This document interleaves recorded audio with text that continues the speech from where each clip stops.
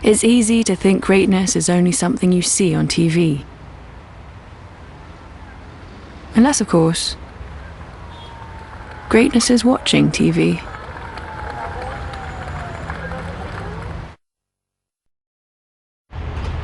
If we face our fears, it means we're pointed in the right direction. Even if that direction is upside down.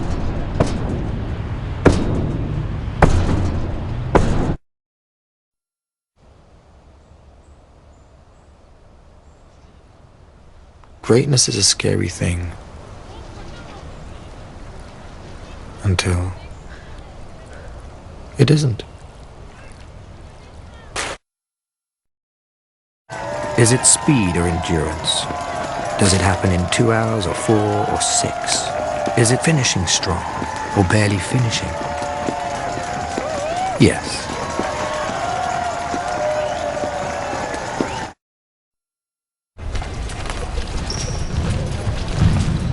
If you'd like to tell the guy with the sword he's not great because he's not famous,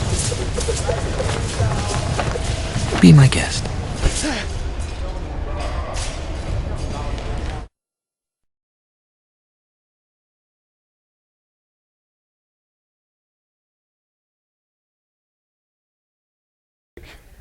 On top of the shipping containers, because one of his favorite toys is a pogo stick. My personal favorite is the guy running the marathon in the Daisy outfit. Greatness. Our culture, the culture around you, what you see on TV, what you read on the internet, the people who have some sense of notoriety in our culture, be it actors, be they news or media correspondents or politicians. They all have their opinion about what greatness is. Now, if I were a betting man, I would bet that most people in the room would feel uncomfortable using the word great about themselves. And most of us would not be willing to say we are great in the way that our culture around us or all those famous people mean the word. Yeah, we just don't measure up. In fact, very often, people like you and I will carry around with us the baggage of feeling like somebody else's failure for most of our lives. Not only can you not measure up to the expectations around you, but you have a hard enough time living up to your own expectations. And deep down, what troubles us is that we are not living up to our own, and we are not living up to the expectations of those who are most important to us. But perhaps there are places in your life where you would be willing to say about yourself, yeah, maybe it's not quite great, but it's close enough. There are things about me that are great. Now, for those in the room who are not comfortable saying that kind of thing, I do want to assure you that there are things that all human beings think they're great about, whether or not you may see it. Let me give you an example. You know what you think you're great about? You know what I think I'm great about? I think I'm great about knowing myself. That no one in this room knows me better than me. And that my own perspective on me is sharper and clearer and has more razor-sharp definition than yours about me ever will. And by the way, that's wrong. But do you see? There are actually in every human being, even ones with low self-esteem, there are things that we think we're great about. We think that we understand what our most pressing needs are at any given time. And sorry, you know what? We're wrong about that too, more often than not. But here's what's also true about greatness.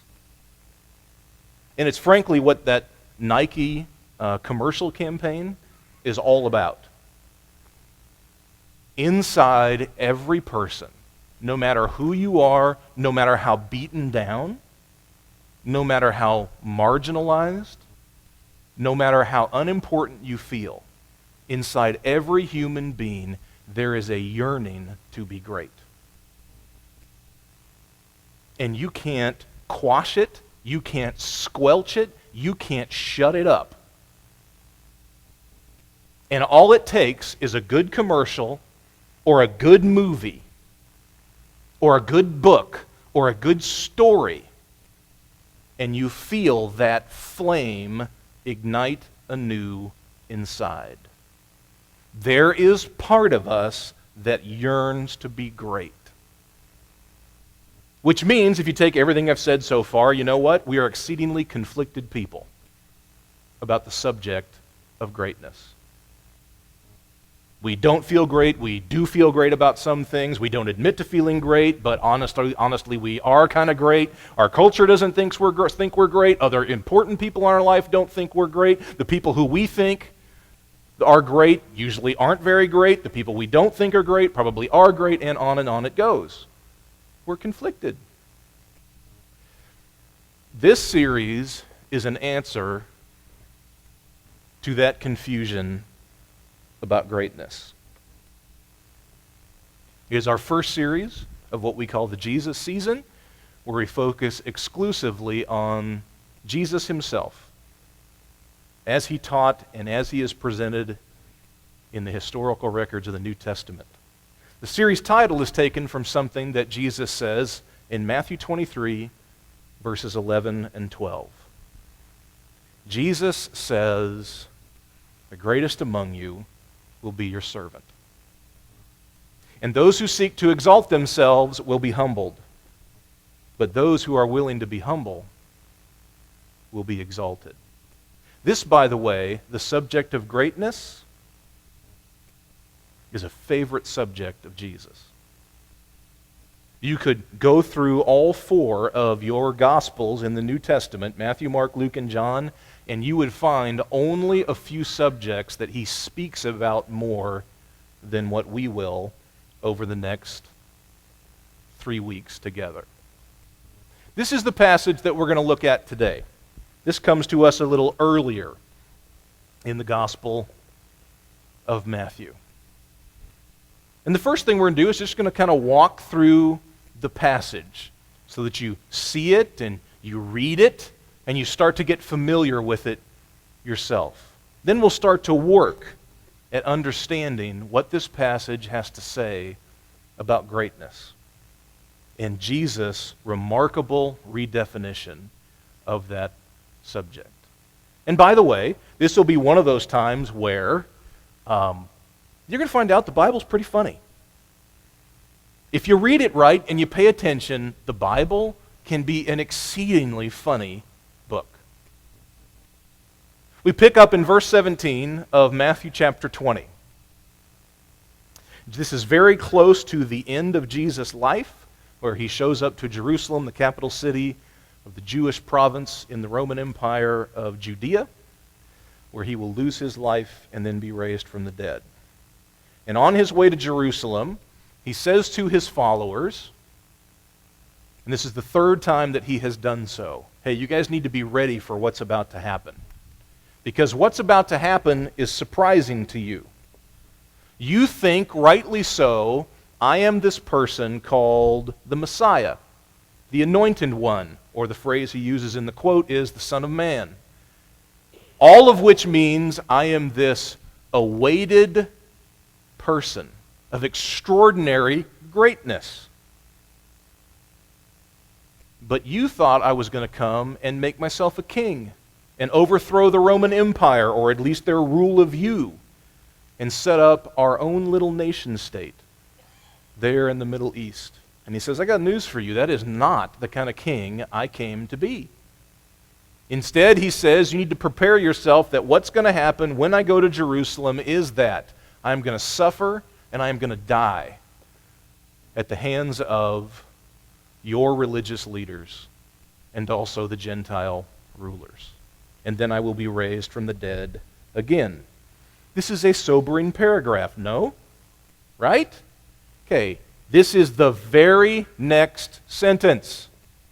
Then, immediately thereafter, the words have just left Jesus' mouth. Then, the mother of the sons of Zebedee, these would be two of Jesus' disciples named James and John. The mother of Zebedee came to Jesus with her two sons. And she knelt before him and she asked for a favor. And Jesus said, "What do you want?" And she said to him, "Declare that these two sons of mine will sit, one on your right hand and one on your left hand, in your kingdom." I'm sorry, were you not listening? I just told you, right? Very last slide, very most recent paragraph. I just told you that I am not that kind of king. That I'm going to Jerusalem to suffer and to die and to be resurrected. I did not come to do what most kings do, which is to set up my own little kingdom, my own little fiefdom. Apparently, Mama Zebedee wasn't listening real well. And I love the imagery here, right? The more you can imagine it, the funnier it gets. So here comes Mom with her two sons in tow. And she walks up to Jesus, and she makes quite the production of it. She kneels down. This is a big deal. What I'm about to ask Jesus, man, it is so important. And you're such a big deal to me, and I honor you so much. Therefore, I kneel in your presence. And what is this massive favor that you want to ask of me, O mother of my two disciples, James and John? You want to ask me for world peace? You want me to feed the hungry? You want me to care for the poor? Oh no, you want me to make your two sons the most important people in the world. Fantastic. Fantastic. Jesus says in the remainder of this paragraph, you have no idea what you're asking.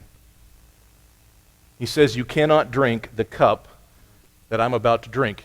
He's referring back to the cup of suffering in the last paragraph. They're not going to be able to do it until later in their life where both will be martyred, which is what he means when he says that in time you indeed will have to drink this cup. Gets funnier. When the other 10 disciples overheard this conversation, they were angry with the two brothers. You think? Apparently, Mama Zebedee, James, and John weren't too discreet about this. She went through her theatrical production close enough to the other 10 disciples that they heard. So let's hear her request from the perspective of the other 10. Hey, Mom just wanted those two guys to be the most important to Jesus or in his kingdom, which ergo, therefore, by extension means we're not. Awesome. Are you the two biggest mama's boys in ancient Israel or what? Letting mama do your talking for you? Letting mama do your begging for you? Are these the two kind of guys who these 10 would corner on the recess yard in the next school break, take them behind the bushes and beat them up, right? They're not happy, understandably so. And so Jesus decides it's a teachable moment for all of them. For Mama Zebedee, for James and John, her sons, and for the other 10 who are miffed. And he says to all of them, you know that the rulers of the Gentiles, this would be non-Jewish people. He means primarily Roman rulers or governors or centurions or soldiers in their midst, in their province. You know that the Roman rulers lord it over people, and their great ones are tyrants. It will not be so among you. Instead, whoever wishes to be great among you must be your servant, and whoever wishes to be the first among you must be your slave. Just as me, the Son of Man, came not to be served, but to serve, and to give his life as a ransom for many. Review with me. What did these characters from the story think about greatness? Personal greatness. Well, the mother of James and John thought it was something you could manipulate somebody else into. If you beg hard enough, somebody can give you greatness, or in this case, her two sons. Which also means more fundamentally, she thinks that greatness is something that can be conferred. It is something that someone can give you and you can receive passively. What about her two sons, James and John? They think that greatness is the kind of thing that somebody else can get for you. If somebody else works hard enough, or talks enough, or in this case, begs hard enough, then somebody can make you great. And they also think that greatness is something that can be conferred. It is something that can be given to you. And they also think, and this is very, very clear, especially by the reaction of the other 10 disciples, they also don't care that their greatness comes at the expense of other people. Doesn't bother them at all. Which, of course, leads you into that set of characters from the story. What do you think the other 10 disciples thought about greatness? They thought it was passing them by. They thought it was passing them by because other people were going to get it. It's a zero-sum game, if you know that expression. If you take it away from one side of the equation and add it to the other side of the equation, then the first side of the equation has less of it. Therefore, if James and John are made the greatest in Jesus' eyes, nobody else can be. This is how they thought. And it made them mad. Greatness in this case became something that could have produced a fight had Jesus not stepped in. See?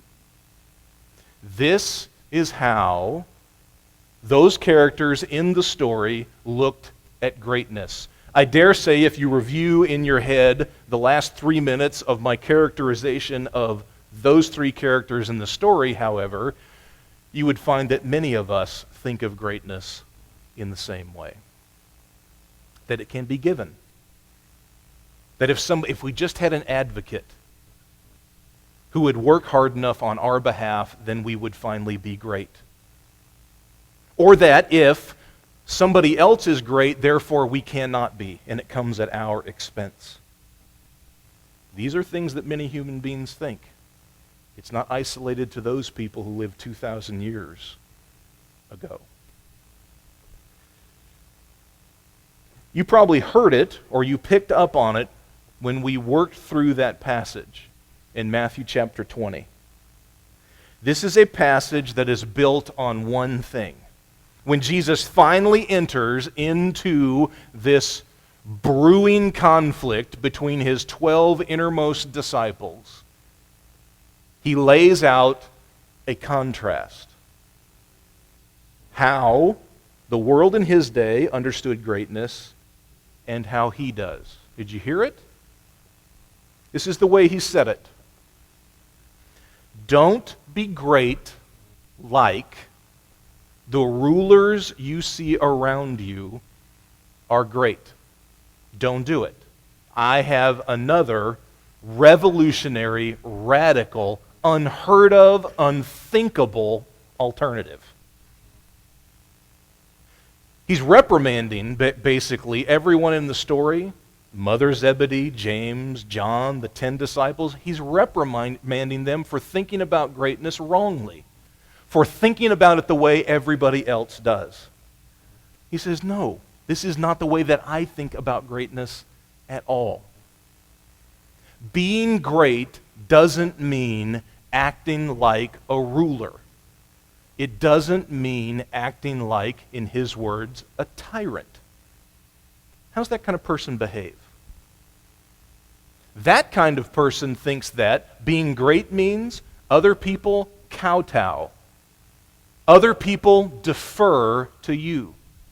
And if anybody in the room has a perspective or a need or a want that should get met, guess what? It's yours. And everybody else's doesn't matter as much. Right? That's how rulers behave. That's how tyrants behave. I dare say that you know people who behave like that, even if they don't carry the label king or prince or governor or centurion. You know people who operate that way. Their world is isolated down to one person, them. And they will be your friend. They will be your confidant. They will be faithful and trustworthy as long as you agree with them. And the minute you don't, they won't. And all of a sudden, this person that you thought was loyal and kind becomes aggressive and hostile to you simply because you no longer agree. And it becomes combative. And this is how the world operates. This is the world's definition of greatness that Jesus was about to topple. This is not how greatness works.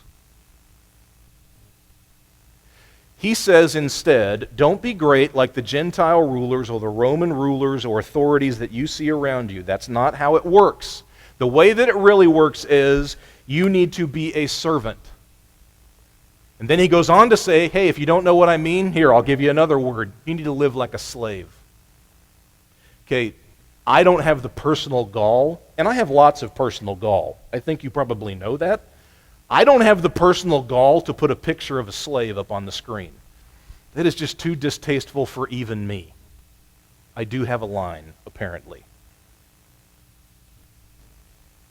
Who on earth, in that day or ours, would think that Jesus' expression is in any way positive?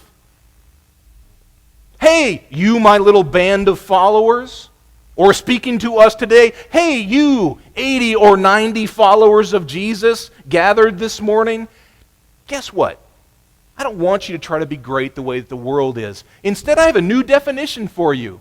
If you really want to be great, if you want to find out what that means for you, I have a simple way for you to do that. Live like a slave. Really? How does a slave live? A slave does not give orders. A slave follows them. Yes? How does a slave live? A slave does not think that the most important thing in their world is what they want to do today, or what's on their to-do list today. They don't get to think that way.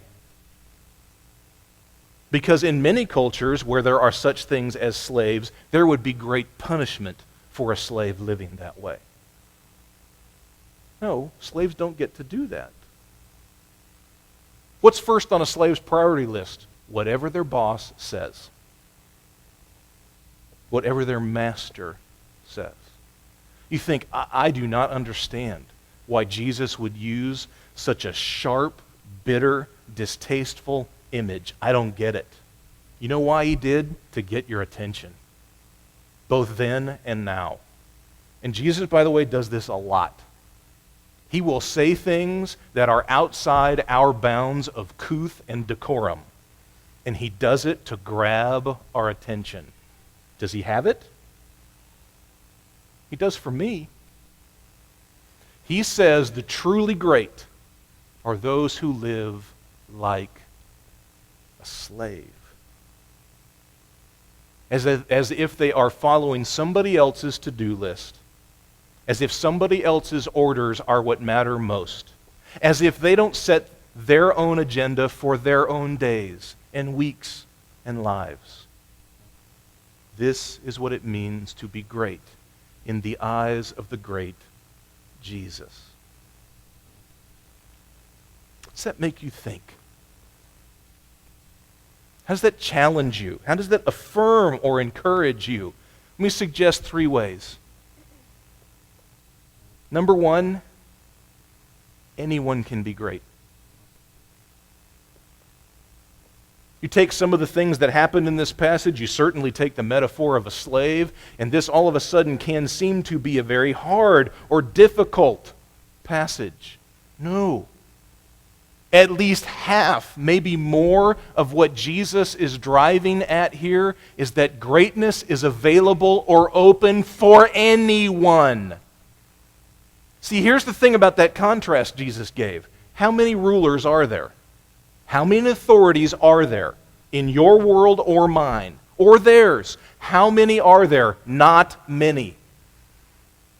And if you are not one, then you are not one, and you cannot be one, and therefore you cannot be great.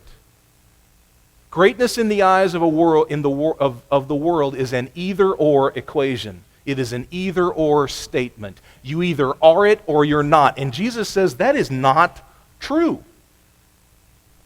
Anybody can be great. Smart or not, educated or not, rich or poor, American or Chinese, from the suburbs, in an urban setting, from the country, quiet or loud. Anybody can be great because anybody can be a servant. Anybody. You're not born into it. No one gave it to you. Your mother can't beg Jesus enough to be a good servant. No, it doesn't work that way. Everyone can choose it, and therefore everyone can do it. You have to know that one of the effects of what Jesus said on his audience that day is they would have felt uplifted, liberated, empowered. They would have left thinking, my goodness, Jesus is the first person in my life to ever tell me that I could be great. I thought I was a nobody. I thought my job didn't matter enough. I thought I only had 2 pennies to rub together. I thought I wasn't Roman, I was Jewish, therefore I can't be great. Yeah, no. This is open to anybody. Therefore, your choice and my choice, just like their choice, is what are you going to do about it? You want to do something about that innate yearning that you have to be great? Fantastic. Here's what Jesus says. Live your life like a servant. It is the only way to be great. Truly and unabashedly great. What Jesus says also means then that greatness is not about what you want to do. That's how the world defines greatness, right? That's how an authority figure would define greatness. No. Jesus says greatness doesn't think that way. Greatness is about what other people need you or want you to do. A moment of honesty. When you think about the things that you want in your life, whatever they are, what's your list? We could all make them, right? These are my hopes. These are my aspirations. These are my wants. I want to be able to go home today and watch the NFL playoffs without being interrupted 1,001 times by my overly talkative children. This is on my want list. Okay? I want the 3 other people in my family to like spicy food because I love spicy food and I love to cook. But I can't cook spicy food in my house or I'm going to hear about it from the other 3 people in my house. This is on my want list. My want list is very obviously full of trivial and meaningless things to you. I want a better job. I want a better girlfriend. I want better parents. I want that coworker at my job to finally figure out that the way I'm looking at this problem that we share is the right way, theirs is the wrong way. I want. Hey, great. So here's the moment of honesty. How many of your wants and how many of my wants have anything to do with anybody else other than me?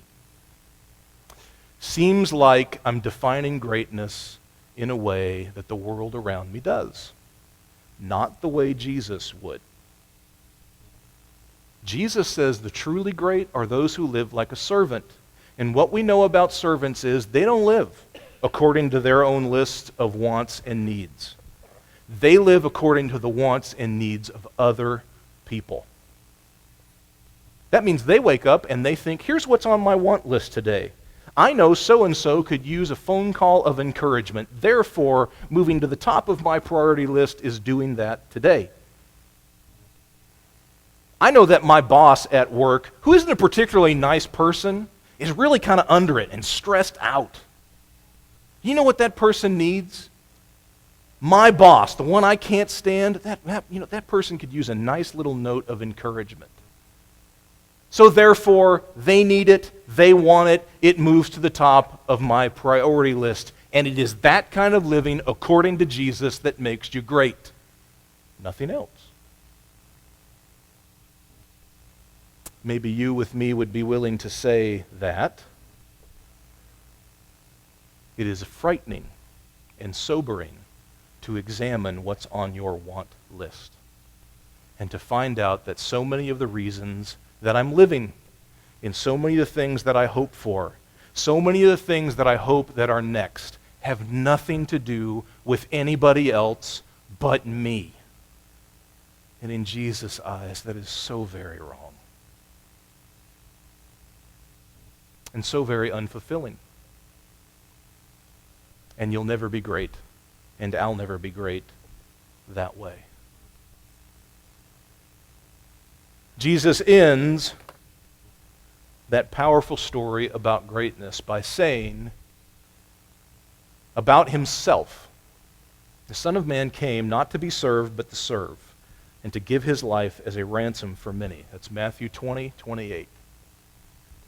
Which means that, according to Jesus, to be truly great in his eyes means that you serve, you don't live to be served. And you seek to give your life to other people. That's remarkable. You know what that means? Here's a few little things that means. Number one, that means that there are people whose lives around you are incomplete without you giving your life to them. Jesus says about himself, I am going to give my life for many. If he had not given his life, all of us would be incomplete. It is the giving of your life that allows somebody else to receive from your life. It is the giving of your life that allows somebody else's life to be full. How many people around you, how many of your friends, how many of the people in your church, how many people at work or your kids' school, how many of them are living incomplete lives because you're choosing not to give yours? These are the words of Jesus. Do you measure your greatness not by your own accomplishments, but by the accomplishments of others that you are able to help them achieve? This, by the way, is why our own culture is so dead wrong about greatness. I don't care. I'm a great watcher of ESPN at any hour of the day, morning, noon, and night. And I grow so weary of stories of athletes, of their accomplishments, and how much they had to sacrifice on their behalf to accomplish their goals. Jesus doesn't care about that kind of thing. You know what he does care about? He cares about the story where somebody sacrificed themselves in a certain kind of way, not so that they could get ahead, but so that somebody else could. Not so that they could achieve, but so that somebody else could. This is Jesus' definition of greatness. I will give of me so that you can succeed. I will give of me so you can thrive. I will give of me so you can accomplish something in your life that you couldn't if I didn't. This is Jesus' definition of greatness, which then last also means what? The greatest people you've ever known, other people don't think are great. The greatest people in the world are not people that most of us would identify as great. No.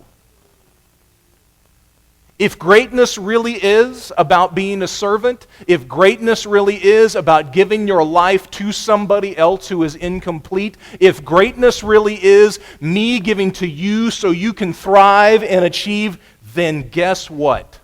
If I'm that kind of person, you may not ever notice me. Ever. And I go about my servant life in the quiet, in the margins. Sometimes only with a soft pat on the back as encouragement. Or knowing deep inside and sensing that Jesus is smiling and He is so very happy that somebody took up His mantle of greatness and decided that they would choose to live like it is better to serve than to be served. You want to change your marriage? Be a servant.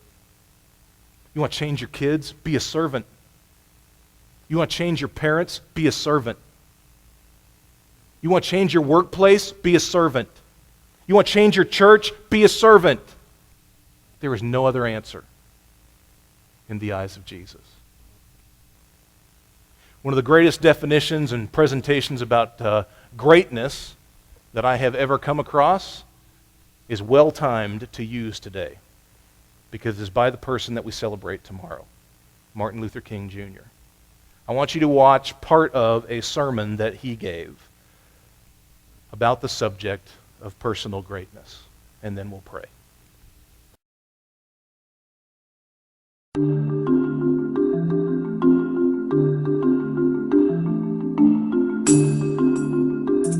If you want to be important, wonderful. If you want to be recognized, wonderful. If you want to be great, wonderful. But recognize that he who is greatest among you shall be your servant. That's a new definition of greatness. This morning, the thing that I like about it, by giving that definition of greatness, it means that everybody can be great. Because everybody can serve. You don't have to have a college degree to serve. You don't have to make your subject and your verb agree to serve. You don't have to know about Plato and Aristotle to serve. You don't have to know Einstein's theory of relativity to serve. You don't have to know the second theory of thermodynamics in physics to serve. You only need a heart full of grace. Soul generated by love. You can be that servant.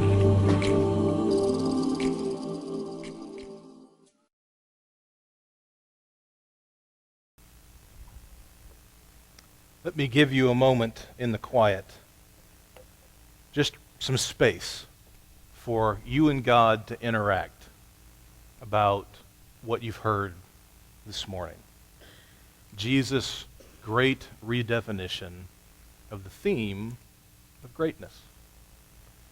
Won't you ask God to show you how you may need to respond to some of those key ideas that we laid out? I'll give you a few minutes in the quiet to talk to Him and to listen for Him to direct your thoughts and your feelings. And after you do that for a minute, I will pray for us all.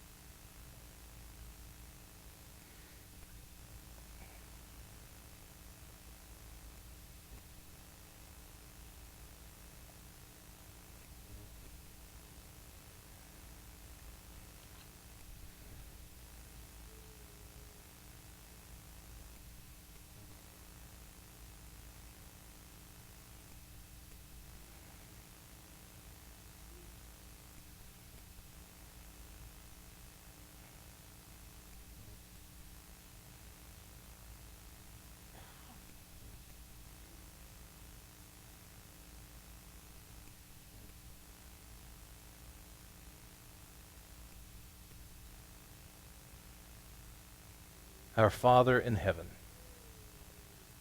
our prayer to you today is simple.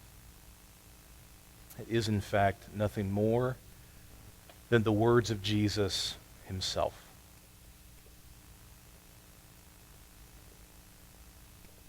We ask to believe and to live like the greatest among us, our servants. And that if Jesus himself lived in such a way that he did not seek to be served, but to serve, and to give his life for many, then we ask to live in the same way. May the redefinition of greatness begin in us. And may all of us, regardless of who we are or how low we feel, awaken to the fact that we indeed can be great in Jesus' way of thinking. We ask this week to leave here and to be servants, like Jesus asked. We pray this for our sake and yours. Amen.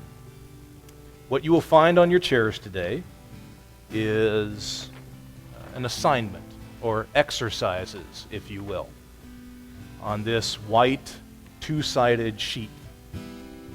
And what I am asking, in fact, I would say to you, I'm strongly requesting, which is as close as I can get to telling you to do it, right?